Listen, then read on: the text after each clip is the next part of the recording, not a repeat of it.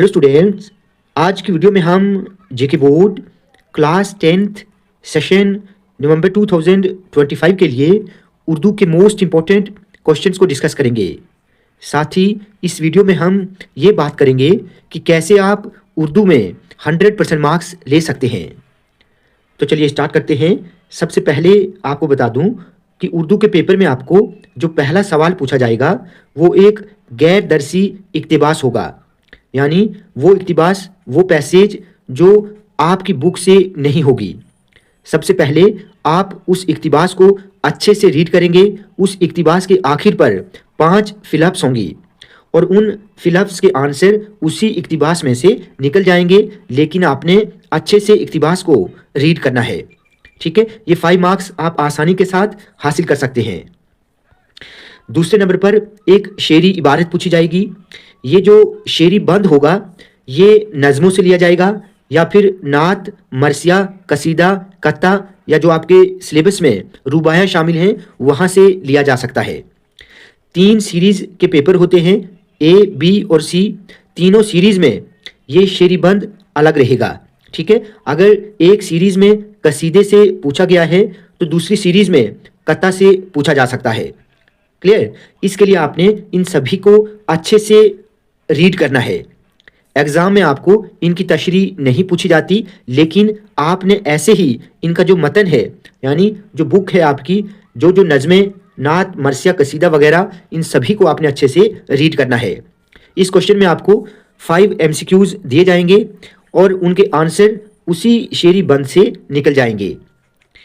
उसके बाद तीसरे सवाल में आपको एक और गैर दरसी इबारत पूछी जाएगी, एक पैसेज होगी। उस पैसेज के आखिर पर 5 वेरी शॉर्ट क्वेश्चंस होंगे, उनके आंसर भी उसी पैसेज से निकल जाएंगे, लेकिन आपने अच्छे से पैसेज को रीड करना है। ठीक है, तो कुल मिलाकर ये जो पहले 3 सवाल हैं ये 15 मार्क्स बिल्कुल मुफ्त के हैं। ठीक है, उसके बाद चौथे सवाल की बात करें तो चौथे सवाल में आपको अल्फाज को जुमलों में इस्तेमाल करना है। इस सवाल के 2 पार्ट रहेंगे। अलिफ पार्ट में आपको तज़कीर व तानीस के अल्फाज दिए जाएंगे।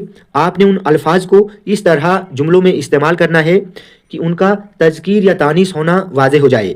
ठीक है, तो अलिफ पार्ट 3 मार्क्स का रहेगा। बे पार्ट में आपको 2 अल्फाज दिए जाएंगे। उन अल्फाज को आपने इस तरह जुमलों में इस्तेमाल करना है कि उनका वाहिद या जमा होना वाज़े हो जाए। उसके बाद 5वें नंबर पर एक और सवाल आपको पूछा जाएगा, हुरूफ की तारीफ़ और मिसालें। हुरूफ की अक़साम पर आपको ये सवाल पूछा जाएगा, जैसे हुरूफ जार, हुरूफ निदा, हुरूफ तहसीन वगैरह वगैरह। उनकी मिसालें आपको कम से कम 2 से 3 लिखनी है। क्लियर? ये सवाल 4 मार्क्स का रहेगा। छठे सवाल में आपको हिदायत के मुताबिक जवाब लिखना होगा। इस सवाल में आपको ग्रामर के रिलेटेड 5 मल्टीपल चॉइस क्वेश्चंस पूछे जाएंगे। ठीक है, ये सवालात फ़ाइल, मफ़ूल, सिफ़त और मुरक्कबात से जुड़े होंगे। ठीक है, मतलब इसके लिए आपने इन चारों को अच्छे से तैयार करना है। फ़ाइल किसको कहते हैं? काम करने वाले को फ़ाइल कहते हैं। जैसे उस्ताद पढ़ा रहा है, उस्ताद कोई काम कर रहा है तो उस्ताद फ़ाइल है। मफ़ूल वो इस्म जिसके साथ कुछ किया जाए, यानी कुत्ते ने बिल्ली को पकड़ा। यहाँ पर कुत्ते ने बिल्ली को पकड़ा यानी बिल्ली को पकड़ा गया तो बिल्ली मफ़ूल है। सिफ़त रज़िया नेक खातून है। यहाँ पर वो इस्म जिसमें किसी की खूबी या बुराई को बयान किया जाए। यहाँ पर रज़िया की खूबी को बयान किया जा रहा है कि रज़िया एक नेक खातून है, तो नेक यहाँ पर सिफ़त रहेगा। उसके बाद मुरक्कबात, ये कुछ मुरक्कब होते हैं, जैसे मुरक्कब तौसीफ़ी, मुरक्कब इशारी, मुरक्कब अददी। इनको आपने अच्छे से तैयार करना है। इस पर मैंने एक तरकीब नहवी की 44 मिनट्स की एक डिटेल्ड वीडियो बनाई है, आप उस वीडियो को ज़रूर देखें, उसमें सब कुछ मैंने अच्छे से समझाया है। ये 5 मार्क्स भी आप आसानी के साथ हासिल कर सकते हैं। वैसे इन सभी टॉपिक्स पर मैंने ऑलरेडी वीडियोज़ बना के रखी हैं, आप उनको ज़रूर देखें। 7वें सवाल में आपको उर्दू मुहावरे पूछे जाएंगे। ये मुहावरात 2 मार्क्स के रहेंगे। मुहावरों पर भी मैंने एक 75+ मुहावरों की वीडियो बनाई है, आप उसको ज़रूर देखें, वहीं से आपको मुहावरे पूछे जाएंगे। क्वेश्चन नंबर 8 में तरकीब नहवी पूछी जाएगी। तरकीब नहवी कि आपको एग्जाम में 2 जुमले दिए जाएंगे। एक जुमला इस्मिया खबरिया होगा और दूसरा जुमला फेलिया खबरिया होगा। ठीक है, तो दोनों जुमलों में से आपने एक ही जुमले की तरकीब नहवी करनी है। ये बहुत बहुत आसान है। आप YouTube पर सर्च करें तरकीब नहवी बाय बुनियाद उर्दू, आपको टॉप पर ही मेरी वीडियोस मिलेंगी। ठीक है, आप उनको देखें, आसानी के साथ ये 4 मार्क्स आप हासिल कर सकते हैं। बहुत बहुत आसान है। क्वेश्चन नंबर 9 में आपको असनाफ के मुतालिक एक नोट पूछा जाएगा। ये 4 मार्क्स का नोट होगा। इसको आपने 50 to 60 अल्फाज तक लिखना है। आपको डिटेल्ड में नहीं लिखना है, बस आपको 60 अल्फाज तक ही इसको लिखना है और ये 4 मार्क्स का है। इस नोट के लिए दास्तान, नॉविल, अफसाना, इंशाया और गज़ल करें। इन्हीं में से आपको नोट पूछा जाएगा। ठीक है, बाकी नोट तैयार करने की ज़रूरत नहीं है। आप ये करें, आपको 100% मार्क्स ज़रूर मिलेंगे। उसके बाद अगर हम खुलासों की बात करें तो ये जो आपके किताब में असबाक हैं, चैप्टर्स हैं, उनका 5 मार्क्स का खुलासा पूछा जाएगा।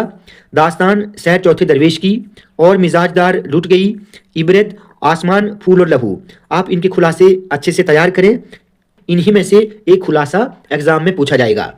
या फिर अगर कुछ स्टूडेंट्स ने खुशामद या फिर खाका हाली के खुलासे तैयार किए हैं तो भी अच्छी बात है। खुशामद हाली के साथ साथ यहाँ से आप 2 खुलासे और कोई कर लेना तो भी चलेगा।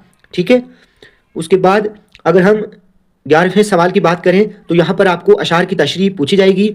ये तशरीह आपको सिर्फ गज़लों से पूछी जाएगी, नज़मों की तशरीह एग्ज़ाम में नहीं आएगी।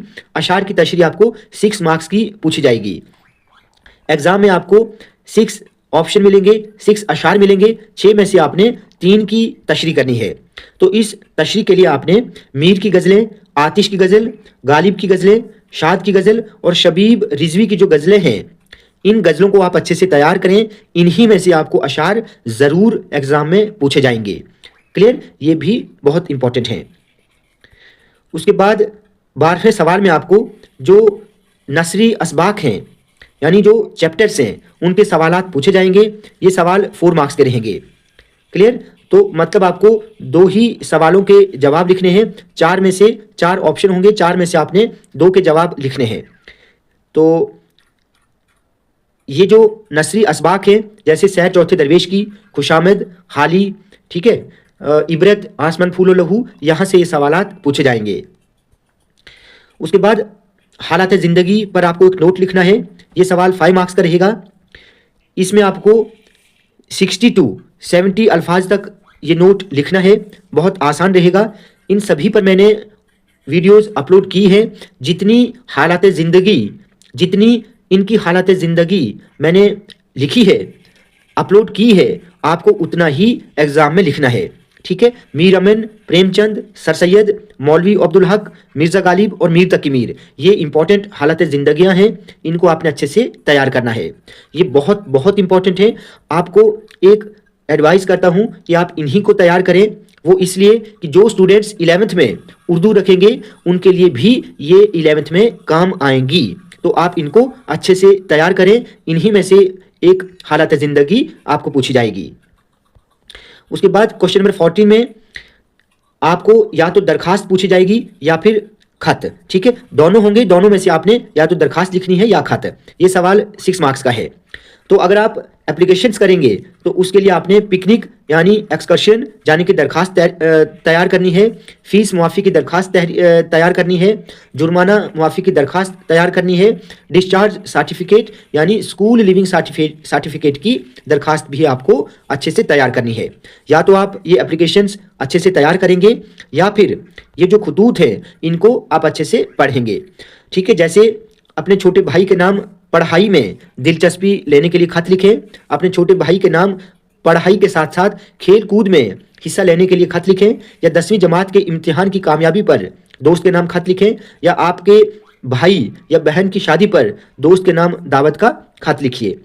और आखिर में एक और है कि आपके जन्मदिन पर भेजे गए तोहफे के लिए चाचा के नाम या मामू के नाम एक खत आपको तैयार करना होगा।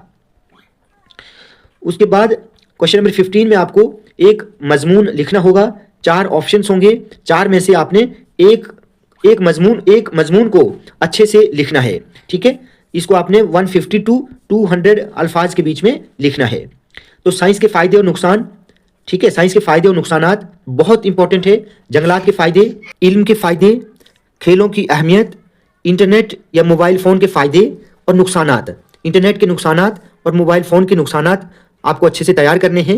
वैसे ये मजमून एक ही है। इंटरनेट की जगह अगर आप मोबाइल फ़ोन लिखेंगे और मोबाइल फ़ोन की जगह अगर आप इंटरनेट लिखेंगे तो ये मजमून बिल्कुल सेम है।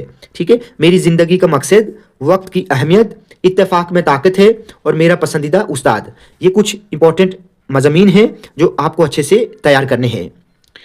उसके बाद आखिरी सवाल, ये जो हिस्सा नज़्म है वहाँ से ये सवालात पूछे जाएंगे।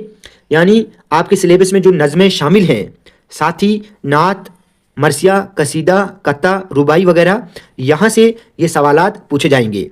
ठीक है, ये आपको 6 मार्क्स के सवाल पूछे जाएंगे। इसके लिए आपने इन क्वेश्चंस को अच्छे से तैयार करना है। हमें अपने मातहतों के साथ किस किस्म का बर्ताव करना चाहिए, आपके निसाब में शामिल कत्ता का नाम क्या है और किसने ये कत्ता लिखा है, शायर को हर बात में कुल्फत क्यों नज़र आती है, दुनिया में कौन लोग नरमी और तवाज़ो इख्तियार करते हैं, नज़्म शिकस्त इंतज़ार में किस तरह की ज़हनी कैफियत की तस्वीर कशी की गई है, खिड़की में बैठे हुए लैला और मजनू से, लैला और कैस से शायर की क्या मुराद है, वहदत में कसरत से क्या मुराद है, उलुल अज़मी से क्या मुराद है, रामचंद्र जी को देखकर उसकी माँ क्यों रोने लगी, रामचंद्र जी ने माँ को देखकर आंसू क्यों रोक लिए, मुफलिसी आदमी को किस किस तरह से सताती है, मुफलिस को हर वक्त किस चीज़ की फ़िक्र रहती है, मुसद्दस से क्या मुराद है, हज़रत इमाम हुसैन ने यजीदी फ़ौज से क्या सवाल किया, हमारे नबी पाक पैगंबर हज़रत मोहम्मद सल्लल्लाहु अलैहि वसल्लम क्या पैगाम लेकर आए, आपके निसाब में शामिल कसीदे का क्या नाम है,